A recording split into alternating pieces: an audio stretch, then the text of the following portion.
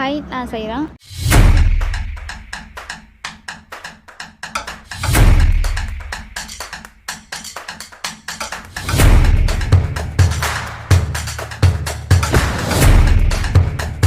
நீங்க இதுவரைக்கும் ஃப்ளைட்ல போனது இல்லையா? இப்போ தான் ஃபர்ஸ்ட் டைம் ஃப்ளைட்ல போகணும்னு நினைக்கிறீங்களா? உங்களுக்கான கம்ப்ளீட் கைட் தான் இந்த வீடியோல பார்க்க போறோம். அதாவது ஃப்ளைட் டிக்கெட் புக் பண்றதுலருந்து, ஏர்போர்ட் ப்ராசஸ், போர்டிங் என்ன கொண்டு போகணும், என்ன பண்ணணும், என்ன பண்ணக்கூடாது அண்ட் 2025ல என்ன சேஞ்சஸ் பண்ணியிருக்காங்க. அதோட என்னோட ஃபர்ஸ்ட் டைம் ஃப்ளைட் எக்ஸ்பீரியன்ஸ உங்களோட இந்த வீடியோல ஷேர் பண்ண போறேன். அதுக்கு முன்னால இந்த சேனலுக்கு சப்ஸ்கிரைப் பண்ணிட்டு, இந்த வீடியோக்கு ஒரு லைக் பண்ணிருங்க. உங்க ஃப்ரெண்ட்ஸ் யாராவது ஃப்ளைட்ல போகணும்னு நினைக்கிறாங்கன்னா, அவங்களுக்கும் இந்த வீடியோவை ஷேர் பண்ணிருங்க. ஓகே, வாங்க வீடியோக்குள்ள போலாம். ஓகே, நம்ம ஃப்ளைட்டில் போகிறதுக்கு ஃபஸ்ட்டு என்னென்ன வேணும்னு பார்க்கலாம். பெருசாக ஒன்றும் இல்லை, நம்மளுடைய ஏதாவது ஒரு original ID proof and ticket இருந்தால் போதும், நம்ம ஜாலியாக ஃப்ளைட்டில் போயிட்டு வரலாம். நானும் என்னோடய original Aadhaar card and ticket மட்டும் தான் எடுத்துகிட்டு வந்திருக்கேன். ஏன்னா இந்தியாக்குள்ளே தான் நம்ம ட்ராவல் பண்ண போகிறோம். ஸோ நமக்கு பாஸ்போர்ட் வீசா எதுவும் தேவையில்லை. நம்ம இந்தியா விட்டு வெளியில் போனால் தான் நமக்கு அதெல்லாம் தேவைப்படும்.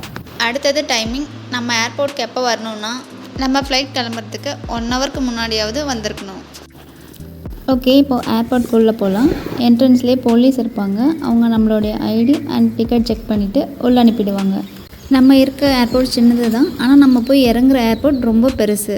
உள்ளே என்டர் ஆனதும் இண்டிகோவோட செக்இன் கவுண்டர் முன்னாலே இருந்தது. ஸோ இப்போ நம்ம செக்இன் பண்ண போகிறோம். நான் அவங்கக்கிட்ட போனதும் என்னோடய ஐடி ப்ரூஃப் அண்ட் டிக்கெட் கேட்டாங்க. அவங்கக்கிட்ட கொடுத்துட்டேன். அவங்க வெரிஃபை பண்ணிவிட்டு ஹேண்ட்பேக் தவிர வேறு ஏதாவது பேக் இருக்கான்னு கேட்டாங்க. நான் எதுவும் இல்லை சொல்லிட்டேன். ஒரு வேளை நம்மக்கிட்ட அது இருந்தால் அவங்க வாங்கி வச்சுப்பாங்க. ஓகே, அடுத்து நம்மக்கிட்ட ஃபுட் ஏதாவது வேணுமா சொல்லி கேட்டாங்க. நம்ம 1 ஹவர் தான் ட்ராவல் பண்ணுறதுனால ஃபுட் எதுவும் வேணும்னு சொல்லிட்டேன். அடுத்தது சீட் செலக்ட் பண்ணுறீங்களான்னு கேட்டாங்க. நம்ம டிக்கெட் புக் பண்ணுறப்பவே சீட் செலக்ட் பண்ணிட்டோம்.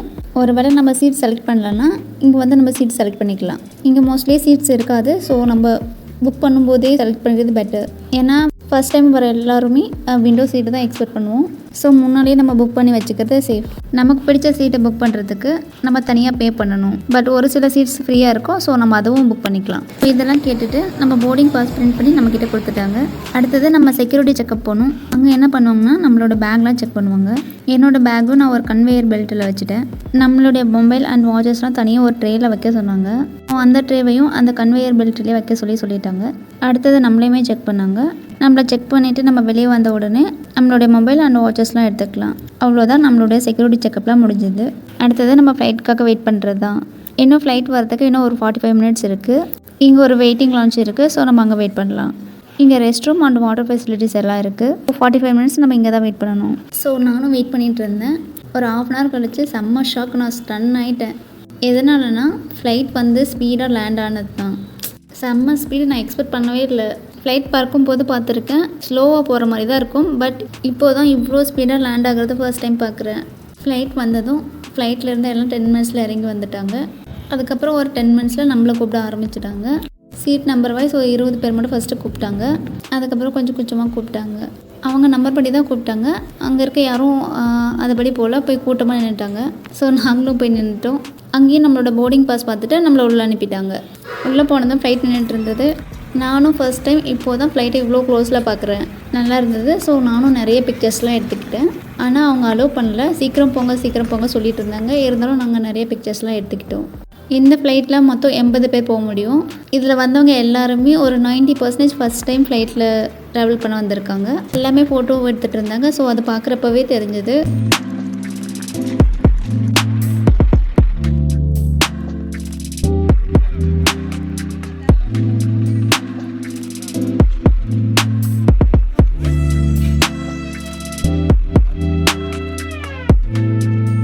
அப்புறம் நம்மளும் ஃப்ளைட்குள்ளே வந்துட்டோம். உள்ளே வந்ததுக்கப்புறம் நம்ம சீட் பார்த்துட்டு அங்கே செட்டில் ஆகிட்டோம். நான் விண்டோ பக்கத்தில் உட்காந்துக்கிட்டேன். எப்போது ஃப்ளைட் கிளம்புன்னு பார்த்துட்டு இருந்தேன்.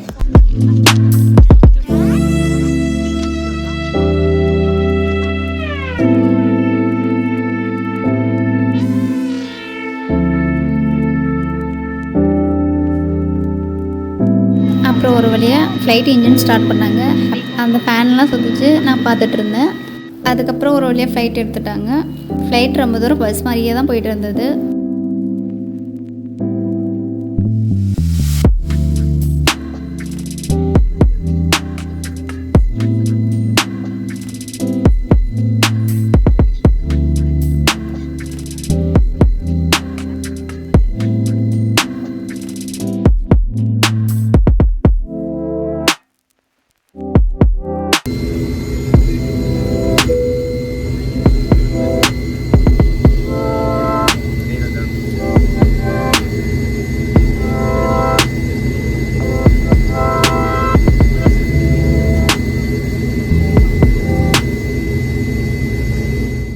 அதுக்கப்புறம் ஒரு யூட்டன் அடித்து ஸ்ட்ரைட்டாக போக ஸ்டார்ட் பண்ணிச்சு. அதுக்கப்புறம் ஸ்பீட் ரொம்ப இன்க்ரீஸ் ஆச்சு.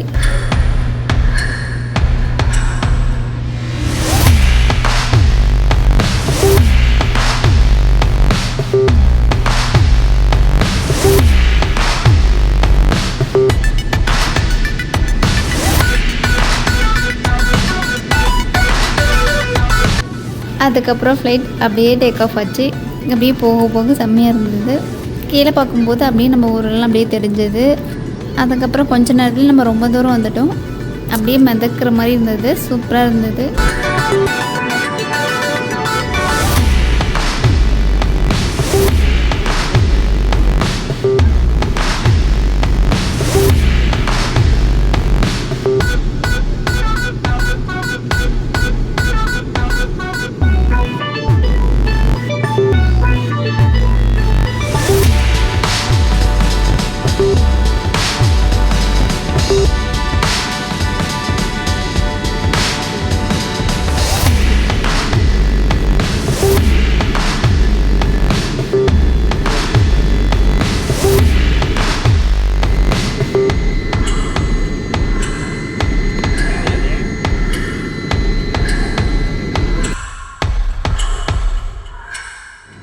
கொஞ்ச நேரத்துலேயே ஃப்ளைட் க்ளவுடுக்கு மேலே போயிடுச்சு. அதை பார்க்கவே ரொம்ப சூப்பராக இருந்தது. எனக்கு இது ரொம்ப பிடிச்சது.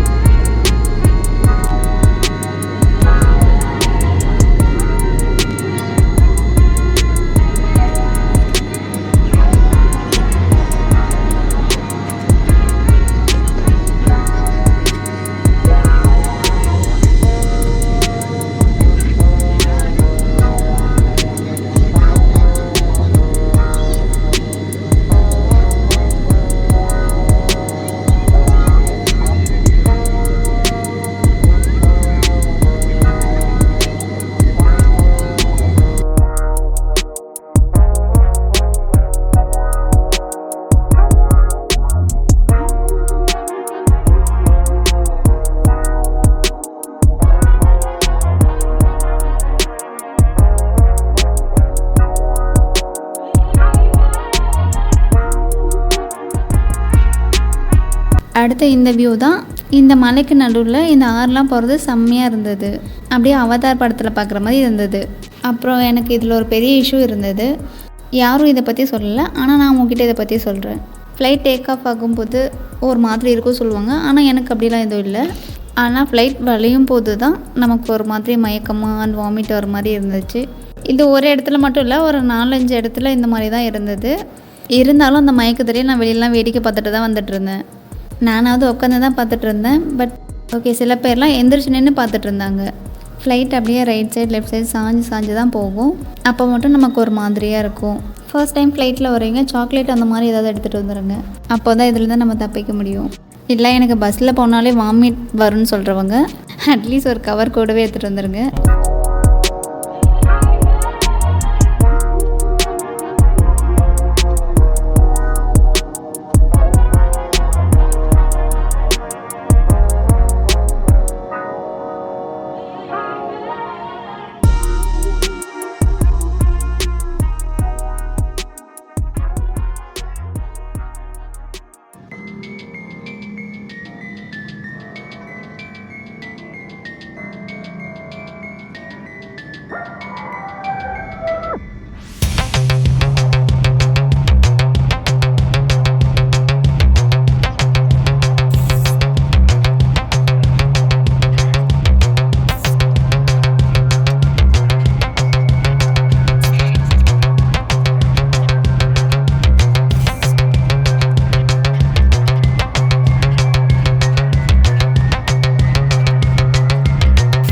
லேண்டிங்லாம் நமக்கு எதுவும் பண்ணாது.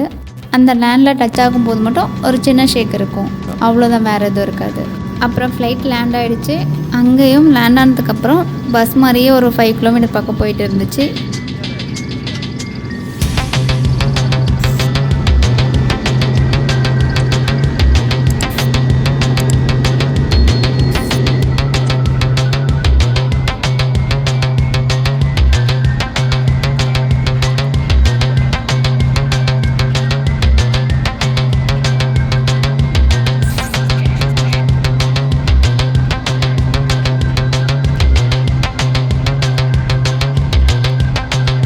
நம்ம ஃப்ளைட் விட்டு கீழே இறங்குனதும் அப்புறம் அங்கே ஒரு இண்டிகோ பஸ் வரும், அதில் ஏறி நம்ம ஏர்போர்ட் வெளியில் போயிடலாம். ஆக்சுவலாக ட்ராவல் டைம் 1 hour போட்டிருந்தாங்க. ஃப்ளைட் டேக் ஆஃப் ஆனதுலேருந்து லேண்ட் ஆகிறதுக்குள்ளே ஒரு 40 minutes தான் ஆச்சு. இந்த பஸ்ஸில் போகிறது அந்த போர்டிங் டைம்லாம் சேர்த்து தான் 1 hour சொல்லியிருக்காங்க.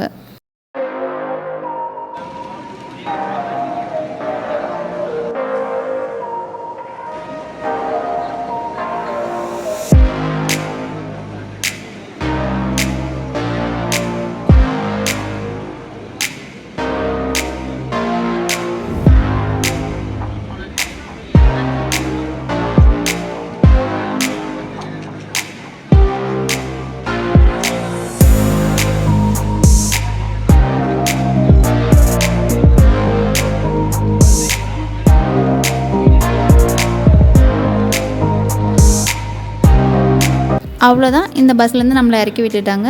இங்கே எந்த செக்கப்பும் இருக்காது, அப்படியே வெளியில் போயிடலாம். டிக்கெட் புக் பண்ணுறது மட்டும் நான் தனியாக ஒரு வீடியோவில் சொல்கிறேன். ஒருவேளை நானும் ஃபர்ஸ்ட் டைம் ஃப்ளைட்டில் ட்ராவல் பண்ணிவிட்டேன். இந்த எக்ஸ்பீரியன்ஸ் சூப்பராக இருந்தது. இது வரைக்கும் நீங்களும் போகலை அப்படின்னா நீங்களும் ஃப்ளைட்டில் போய் பாருங்கள். இந்த வீடியோ பிடிச்சிருந்தா இந்த வீடியோக்கு ஒரு லைக் பண்ணிவிட்டு நம்ம சேனல்லையும் சப்ஸ்கிரைப் பண்ணிடுங்க. உங்கள் ஃப்ரெண்ட்ஸ் யாராவது ஃப்ளைட்டில் போகிற ஐடியாவில் இருந்தால் அவங்களுக்கும் இந்த வீடியோவை ஷேர் பண்ணிவிடுங்க.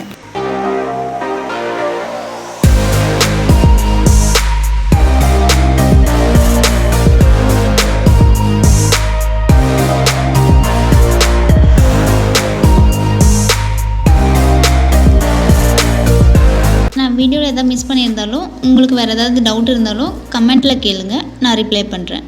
ஓகே, தேங்க்யூ, பாய்.